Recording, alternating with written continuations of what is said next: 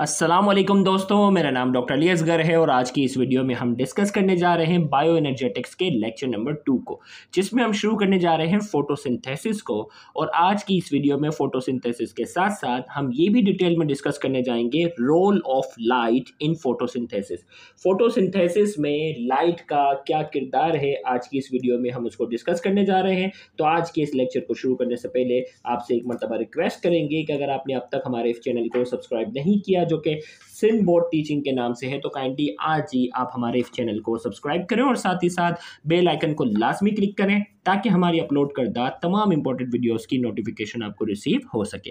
तो इस लेक्चर को सुनना है आपने तवज्जो के साथ, क्योंकि इस लेक्चर के एंड में आपसे पूछे जाएंगे कुछ इंपॉर्टेंट की पॉइंट्स। अगर आपने ये लेक्चर तवज्जो के साथ सुना होगा तो उन तमाम सवालात के जवाब आप फर्स्ट गो में बिल्कुल सही दे सकेंगे।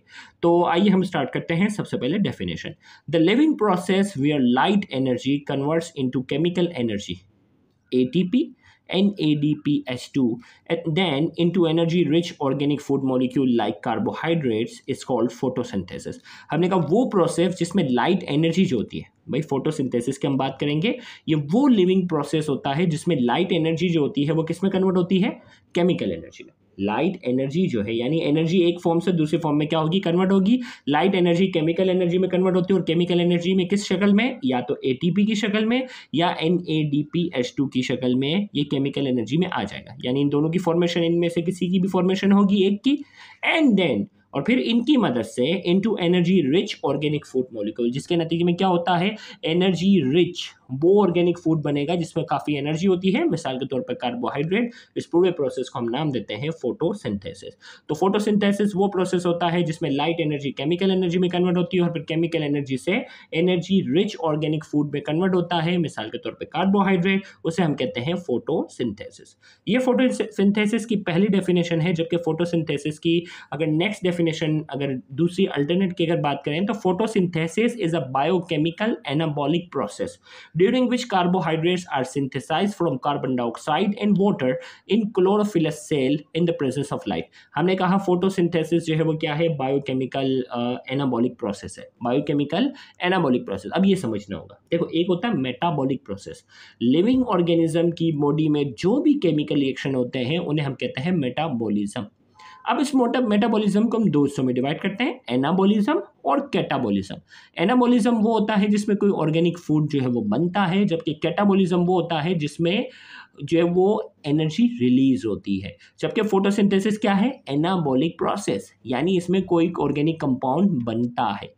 जबकि रेस्पिरेशन की बात करेंगे तो रेस्पिरेशन क्या है? कैटाबॉलिक प्रोसेस है, और कैटाबॉलिक प्रोसेस में क्या होती है? एनर्जी रिलीज होती है।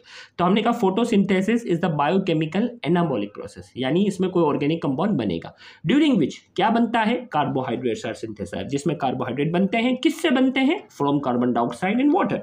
कार्बन डाइऑक्साइड और वाटर की मौजूदगी में कार्बोहाइड्रेट बनते हैं इन द क्लोरोफिल सेल, वो सेल जिसमें क्लोरोफिल नाम का कंपाउंड क्या होता है? मौजूद होता है in the presence of light. याद रखिएगा, ये प्रोसेस लाइट के बगैर पॉसिबल नहीं है, इसीलिए से कहते हैं फोटोसिंथेसिस। Photo means light. तो इस पूरी डेफिनेशन को अगर मैं समराइज करूं तो क्या बनेगी? फोटोसिंथेसिस जो है वो एक बायोकेमिकल एनाबॉलिक प्रोसेस है जिसमें कार्बोहाइड्रेट्स कार्बन डाइऑक्साइड और वाटर से बनते हैं क्लोरोफिल सेल में लाइट की मौजूदगी में। अब जो है वो हम आते हैं role of light in photosynthesis. Photosynthesis में लाइट का क्या किरदार है, हम उसकी बात करेंगे। तो सबसे पहले हम बात करते हैं इंट्रोडक्शन की। Light is a form of energy, energy की एक शक्ल है, और फिजिक्स में हम पढ़ते हैं इट हैज़ डुअल नेचर। इसकी नेचर क्या होती है? डुअल। डुअल का मतलब क्या होता है? ये जो है वो पार्टिकल नेचर भी है और इसकी नेचर क्या है? वेव नेचर भी। Has dual nature, describe both as wave and a particle nature. कुछ जगहों पे इसको हम वेव की तरह कंसीडर करते हैं और कुछ जगहों पे क्या करते हैं? पार्टिकल्स की तरह इसको, लाइट को हम कंसीडर करते हैं। It is composed of packets of energy called quanta and photon. ये बेसिकली क्या है? पैकेट्स ऑफ एनर्जी होती है। क्या होती है? पैकेट्स ऑफ एनर्जी, और एक एनर्जी के पैकेट को हम नाम देते हैं क्वांटा, या हम उसे कहते हैं फोटोन भी हम कहते हैं। ये तो लाइट के हवाले से इंट्रोडक्शन था जो फिजिक्स में हम पढ़ते हैं। जबकि नोट करके हमने कहा plant are capable of using only a very small portion of visible light. भाई विजिबल लाइट में तो 7 कलर है ना, विजिबल लाइट में हमारे पास जो है वो क्या है? 7 कलर है। इसके अलावा जो है हमारे पास जो है वो और भी जो है वो वेव्स क्या देखा जाए तो हमारे पास पूरा देखो ये स्पेक्ट्रल रेंज इन नैनोमीटर है ना।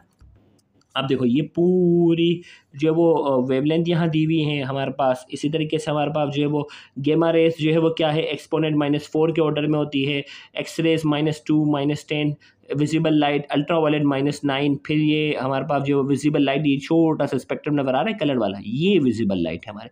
फिर इंफ्रारेड, फिर रेडार, फिर एफएम, फिर टीवी, फिर शॉर्ट वेव, फिर एएम, ये सारी वेव है। लेकिन हमारे जो काम की वेव है वो क्या है, सिर्फ ये छोटा सा जो कलर वाला हिस्सा नजर आ रहा है ना, ये विजिबल लाइट, ये पौधों के काम की चीज़ है। अब इसमें से भी जो है वो क्या कह रहा है, इसमें से भी कह रहा है कि plants are capable of using only a very small portion of visible light. Visible light में जो 7 कलर है ना, उसके भी एक छोटे से पोर्शन को इस्तेमाल करते हैं, that fall on the leaf, leaf पर जब गिरती है, absorb by the pigment complex present in the chloroplast. Chloroplast के अंदर जो डिफरेंट पिगमेंट्स होते हैं वो उसको एब्जॉर्ब करते हैं और विजिबल लाइट का भी छोटा सा हिस्सा क्या करते हैं, ये इस्तेमाल करते हैं। Each pigment has its own absorption spectrum. Her pigment का एब्जॉर्प्शन का जो स्पेक्ट्रम होता है वो अपना अपना होता है। Absorption spectrum for chlorophyll indicates that absorption is maximum in blue and red parts of the spectrum. Absorption spectrum जो होता है वो क्लोरोफिल का इंडिकेट करता है। एब्जॉर्प्शन जो है वो मैक्सिमम किस में होती है, सिर्फ ब्लू और रेड पार्ट में होती है। यानी 7 कलर है ना, लेकिन जो मैक्सिमम जो क्लोरोफिल की होती है वो ब्लू और रेड पार्ट में जो है वो होती है। 2 absorption peak are absorb in between 430 nanometer and 670 nanometer. Blue के लिए जो है वो कितनी है, 430 नैनोमीटर जो है वो इसकी पीक एब्जॉर्प्शन है, और रेड के लिए क्या है, 670 नैनोमीटर रेस्पेक्टिवली है। इसका मतलब क्या है, 430 नैनोमीटर ब्लू का जो है वो पीक है और रेड का जो है वो क्या है, 670 जो है वो पीक है। अब देखो यहाँ हमारे पास जो है वो ग्राफ बेसिकली ये बना हुआ है बुक के अंदर। इसमें अगर देखो ये पीक है ना, तो भाई किस पे जो है वो सबसे ज़्यादा एब्जॉर्प्शन हो रही होती है, तो ब्लू के अंदर जो है वो सबसे ज़्यादा एब्जॉर्प्शन जो है वो 460 यहाँ बताई गई है, और ये जो है वो 700 के नियरेस्ट यानी 670 या इसके नियरेस्ट में जो है वो रेड में जो है वो सबसे ज़्यादा एब्जॉर्प्शन होती है। तो यहाँ हमने कहा कि 430 नैनोमीटर और 670 नैनोमीटर पर जो है वो पीक है, ब्लू में 430 और रेड पार्ट में जो है 670।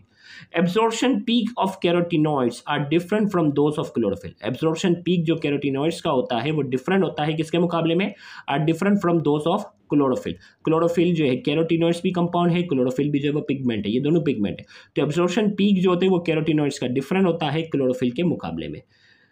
रिलेटिव, अब देखो ये दोनों पिगमेंट्स है ना, आगे रोल ऑफ पिगमेंट वाले लेक्चर में इनकी डिटेल आ जाएगी। Relative effectiveness of different wavelength colour of light in driving photosynthesis is called action spectrum of photosynthesis. अब जो है वो डिफरेंट वेवलेंथ यानी डिफरेंट कलर जो लाइट का होता है उनका अफेक्ट जो होता है वो अलग अलग होता है फोटोसिंथेसिस करवाने में, इसको हम कहते हैं एक्शन स्पेक्ट्रम ऑफ फोटोसिंथेसिस। इस प्रोसेस को क्या कहते हैं, action spectrum of photosynthesis.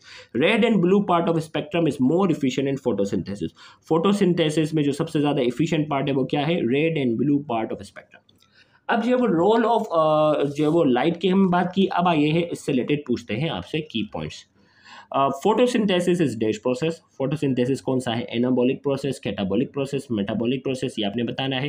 Respiration is dash process, ये भी लेक्चर में डिस्कस होता है। लाइट हैज डैश नेचर, इसकी नेचर क्या है। Absorption is maximum in blue part, peak is observe in between. Absorption जो होती है ना ब्लू पार्ट में जो पीक होती है वो कौन सी नैनोमीटर में होती है, और रेड पार्ट में जो होती है वो एब्जॉर्प्शन पीक जो है वो कौन से नैनोमीटर में होती है। ये 5 की पॉइंट्स हैं जिनके जवाब आपने देने हैं कमेंट सेक्शन में। उम्मीद करते हैं आज के ये लेक्चर आपके लिए इन्फॉर्मेटिव होगा। Thank you very much. अल्लाह हाफ़िज़।